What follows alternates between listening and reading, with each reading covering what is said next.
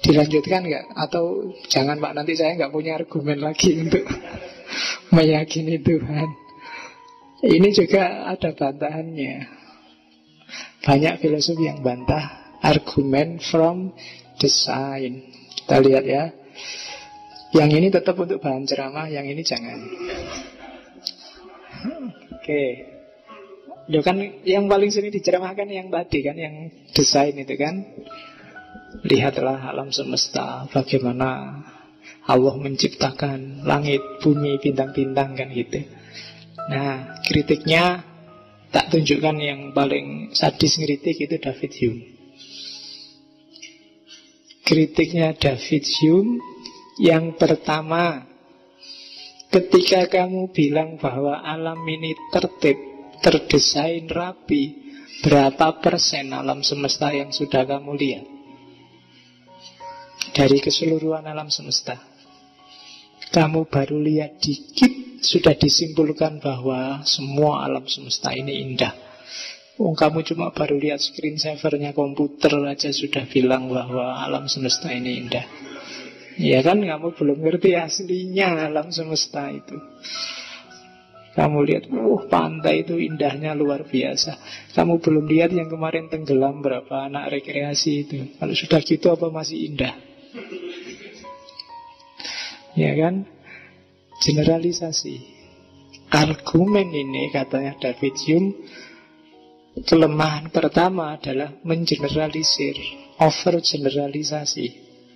Hanya lihat beberapa fenomena alam yang dianggap harmonis, terus disimpulkan seluruhnya harmonis. Loh, hawanya sekarang loh Pak, enak Pak, enggak. Panas, karena saya nggak suka dingin, saya suka yang panas. Panas ini enak. Enak bagimu, tapi bagi orang yang nggak seneng panas, begitu panas dia sumpek. Begitu kena panas penyakitnya kambuh. Mungkin gatal-gatal, mungkin alergi karena banyak debu. Sementara yang satunya nggak kuat hujan. Begitu hujan kamu senang, alhamdulillah rahmat. Yang satu, aduh hujan alamat. Penyakitku kumat ini, hujan ini biasanya batuk kumat, pilek kumat, dan seterusnya. Jadi indah bagimu mungkin tidak indah bagiku. Sifatnya subjektif dan generalisasi.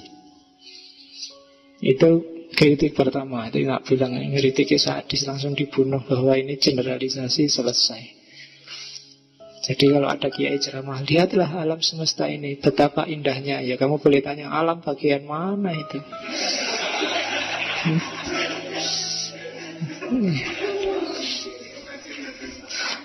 Alam Indonesia ini kan indah. Nah, ustaznya bilang gitu, yuk kamu tinggal nyontohin banyak di Indonesia ini yang, apalagi yang hidup di Jakarta, hidup di pinggir kali, hidup di bawah Merapi. Indahnya di mana? Sekarang terakhir kabar banyak cacing keluar. Katanya mau ada gempa. Tenang aja, alam ini indah dan harmoni. Allah tidak akan tega, itu argumen minggu lalu itu. Tapi yang jelas generalisasi. Berapa panjang umurmu untuk menjelajahi seluruh alam semesta? Bumi aja kamu mungkin tidak ada seperempatnya kok yang kamu ngerti. Apalagi alam semesta, bumi itu mungkin titik sangat kecil dari seluruh galaksi, seluruh alam semesta. Kok berani-beraninya sudah bilang bahwa alam ini harmonis? Lahirnya alam aja, katanya David Hume, dia kan filosof natural, karena Big Bang, tabrakan nggak sengaja antar galaksi, antar planet, dan melahirkan planet pijar yang namanya matahari, terus yang lain ngikuti dengan sifatnya. Jadi semacam kebetulan, katanya David Hume. Ya kebetulan bumi ini kayak gini. Sekarang kan mulai bingung nyari sumber daya alam yang baru, karena diperkirakan sekian ratus tahun ke depan kita kehabisan sumber daya. Kalau habis benar ya kita tidak bisa hidup lagi di muka bumi ini. Mungkin harus pindah ke planet yang lain. Paling enak planet Hollywood. Di planet Mars juga masih belum layak. Atau jangan-jangan ya itulah nanti kiamat. Kamu mungkin bilangnya gitu. Oke. Yang pertama itu generik. Yang kedua, jangan bilang kamu ganteng kalau nggak ada orang jelek. Maksudnya apa? Kamu bilang alam semesta ini indah, tertib, harmoni. Itu kamu bandingkan sama alam semesta yang mana? Kamu ngomong ini loh alam semesta yang sangat indah. Kamu bisa ngomong gitu kalau ada alam semesta lain yang itu rusak, kacau dan sebagainya. Baru kamu bisa bilang ini indah, itu rusak. Nah kalau cuma satu kan nggak bisa bilang indah atau ndak indah, harmonis atau ndak harmonis. Loh kita punyanya cuma satu-satunya ini, ndak tahu kita apakah ini harmonis apa enggak. Ndak ada tandingannya. Kamu nggak bisa bilang, Pak, kalau di rumah Pak, saya paling cakep. Berapa laki-laki di rumah? Satu Pak, hanya saya. Ya mesti ya. Kamu jelek pun tetap yang paling cakep. Nggak ada yang lain. Bumi juga gitu. Alam semesta juga gitu. Kita nggak ngerti tandingannya, ya jangan bilang ini indah. Kalau ngerti tandingannya baru kamu bisa bilang, nah lihat alam yang sana itu rusak kan, nah kita indah. Alam semesta loh ya, tidak cuma bumi. Argumennya kan itu alam semesta. Jadi indah dan tidak indah pun nanti sifatnya juga relatif, kayak tak bilang tadi. Bagimu indah, nyaman, luar biasa. Bagi yang lain bumi ini sudah semakin panas, semakin rusak, semakin kacau. Apalagi orang-orang yang tersiksa, terpinggirkan. Susah lagi nanti bilangnya. Itu kan makanya kalau kamu ceramah, alhamdulillah Bapak Ibu kita tinggal di bumi yang gemari roh jinawi. Kamu yang tidak punya duit kan paling gerundel. Roh jinawi apa? Mangan. Sudah mikir nanti makan apa masih bingung, kita dianggap makmur. Bapak Ibu yang berbahagia, bahagia apa nih? Ini lagi sumpah mau nggarap tesis suruh berbahagia gimana? Nah, iya. Bahagia tidak bahagia itu kan melihatnya dari mana dulu. Kan kadang-kadang khotib-khotib kan gitu. Oke. Bapak Ibu yang dimuliakan Allah, dimuliakan gimana? Dosen pembimbing aja nggak memuliakan sama sekali, marah-marah. Capek-capek ngeprint dioret-oret mulai halaman awal sampai akhir. Oke. Itu bantahan kedua.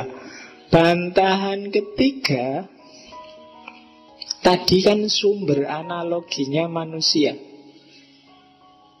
maka hasilnya adalah antropomorfis. Desainer besar yang luar biasa itu sama dengan manusia besar yang luar biasa. Dan kalau agama-agama kan nggak mau, apalagi Islam, Tuhannya antropomorfis. Allah itu tidak sama sekali dengan makhluk. Tapi dengan menggunakan logika ini, Tuhan itu jadi antropomorfis. Dia beraksi, dia bertindak kayak manusia menciptakan bangku. Jadi dia punya akal, punya keinginan, punya gaya kayak manusia. Karena memang sumber analogi, sumber kiasnya yang awal manusia. Jadi hasilnya mesti dibayangkan Tuhan adalah manusia yang super. Akhirnya mesti begitu. Karena awal argumennya manusia. Nah itu kritiknya David Hume. Terus yang keempat, minggu lalu, problem kejahatan. Ya buktinya ada tsunami, ada banjir, ada gempa bumi. Dari mana kita bilang Tuhan itu maha indah, Tuhan itu maha desain? Dia ingin desain kayak apa kalau bikin tsunami? Apa sudah bosan dengan desain sekarang? Bersihin aja lah semuanya seret. Dengan tsunami kan cepet. Dengan banjir kan cepat, bikin gempa bumi ambruk semua. Kita bikin sekarang Bantul yang baru. Apa gitu? Kejahatan. Jadi kritiknya David Hume, kalau kita masih pakai argumen from design, hasil akhirnya kita akan tabrakan dengan dunia yang sudah mulai rusak. Apa kalau memang sudah mulai rusak gini Tuhannya nggak ada? Apa Tuhan sudah cuek? Apa kayak katanya Ebit GAD itu Tuhan sudah mulai bosan? Ya kan? Ya mungkin enggak lah. Bosan itu kan karena nggak ada variasi. Sekarang manusia itu kan variatif sekali. Dosanya juga nggak monoton, macam-macam. Lah ya itu kan nggak bikin bosan tau. Mesti Gusti Allah bikin ngerti lagi. Jajal mau bikin apa lagi?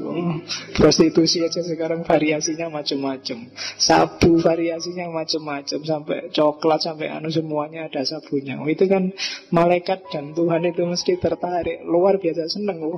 Ternyata manusia tidak membosankan. Kreatif. Oke. Itu kritiknya David Hume. Kita nggak lihat bagian bumi yang rusak sih, lihat yang bagus-bagus saja. Makanya kesimpulannya gitu. Oke, dulu zaman gempa itu, saya Jumatan di Masjid UIN itu, makmumnya lari semua, khotibnya mencoba bertahan, akhirnya lari juga.